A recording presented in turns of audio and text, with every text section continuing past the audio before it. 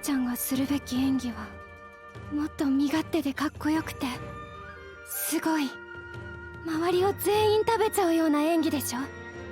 周りに合わせてちゃダメ。私は私が一番目立つように戦う。だから。Episode 7 of Oshi no Ko. This may surprise some of you guys, especially those who have been with me this season or maybe even last season. And for those that don't know, I am a big Kana stan. I love Kana. I think that she's the bee's knees. I think she's like, I think for me, she makes the show a much better, more enjoyable experience. Like, I love Kana. I love what she brings to the scenes. I love what she brings to I love what she brings to Ruby and, you know, their girl group. I love what she brings to Aqua. I love the long relationship she's had with Aqua. I love what she brings to Miyako and the not studio, but like the what do they call it? The team or the people that she's represented by, the, you know, their company. I love what she brings to everything. I love what she's bringing to this play, and I love what she's bringing to her versus Akane. So, in the spirit of all of that, you would think that I would have really loved this episode that kind of shone or shined, you could say, in a way, the spotlight a little bit on Kana. Now, I think that the real spotlight was definitely on Akane, very much her backstory, but there was a lot of Kana here. So you would think that I would really have liked this episode, but kind of where I'm finding myself is I kind of feel like this episode was... there wasn't a whole lot that really occurred to me. And I can't say I was bored, because I don't think I was bored. I was very much engaged. I was paying attention. Was I entertained? Maybe I wasn't entertained, but I definitely wasn't bored. I don't think it was that. I think this was just a serviceable, okay episode. But I feel like part of what we got last week, and honestly the last few weeks, is like we've gotten such a spotlight on the stage play and really that focus. And I really feel like this episode was really just about Akane versus Kana. And we got the backstory, you know, as Akane began to, you know, represent herself as the princess, Princess Sayaka, I think is her name.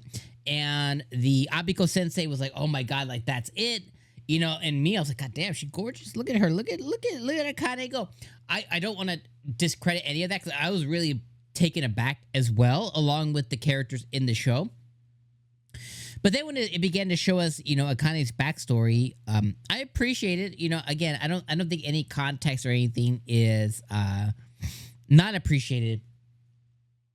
But I love seeing, you know, kind of like how she came up and how her parents, like, I was like, good job, parents. How her parents encouraged her to, you know, be part of this theater company that, you know, sponsors kids and stuff. And, you know, she was kind of like going towards Kana or her ideal, or what she imagined Kana.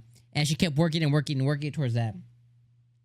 Till eventually she was able to meet Kana herself, and her whole ideal, which I think is what happens in real life. You know, by the time you meet somebody who a stranger, you know, that you know as like a celebrity or maybe a YouTuber or a famous person or somebody you hold in that kind of regard that's seemingly a stranger, I think in most cases your idea of them more often than not is shattered, because, like, you know, you don't know them, they're strangers. And that's what happened to her. And what ended up happening is, the moment she met her, Kana was going through some stuff with jobs and falling out of child acting. And so she blew up at Akane at that time, you know, for being a me clone. And that shattered Akane's world. But then she went into a spiral of psychological books. And man, as I'm talking about this, it sounds like I'm really interested in it. And I think I want to reiterate, I wasn't bored. I just wasn't entertained, but I did have a strong interest. But she went down the rabbit hole of psycho, you know, trying to understand her psyche and everything. And she eventually figured out that Kana was afraid. she was afraid of, you know, displeasing people and disappointing people and losing jobs, and she was afraid. And it took her forever to kind of figure where she was coming from. But the type of actor she is, she doesn't agree with. And that's kind of where this whole thing spurred. And then we get to see Kana's side, you know, the little dancing pepper or whatever. And we get to see them act, and Kana wants to show up, but then she pulls back.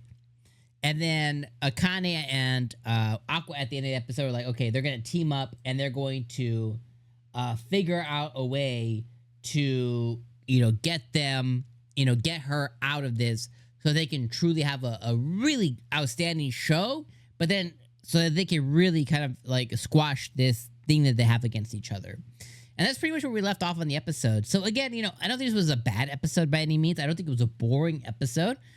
As I explained it, you know, obviously I was engaged and I was really interested in what was occurring this episode.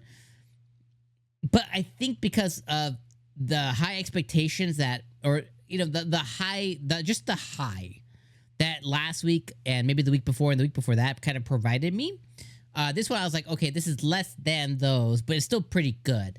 Again, merits for the episode. They had the eye thing happen when Kana and Akane clashed. Definitely enjoyed that. We saw Akane turning it up to 11. I definitely enjoyed that. Aqua finally coming onto the screen. Definitely enjoyed that. I'm trying to think what else. Oh, seeing Ruby in the crowd. Definitely enjoyed that. And just getting more context behind how Akane became who she is. Definitely enjoyed that too. So overall, good episode.